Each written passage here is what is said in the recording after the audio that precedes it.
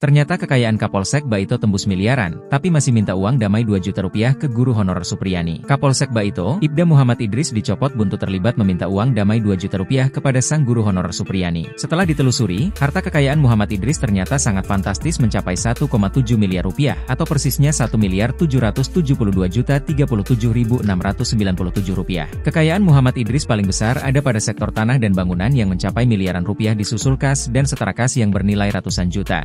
Kapolsek Baito Ibtu Muhammad Idris tak hanya dituding mengintimidasi Kepala Desa Wonwaraya, Rokiman agar mau mengaku berinisiatif minta uang damai 50 juta rupiah di kasus Guru Supriyani. Kapolsek Baito juga dituding sebagai dalang atau orang yang memerintahkan Kanit Reskrim untuk meminta uang damai 50 juta rupiah tersebut. Andri menjelaskan, sebenarnya kasus yang melibatkan Guru Supriyani dengan anak anggota polisi Aibda WH sudah pernah dimediasi di kantor Polsek Baito.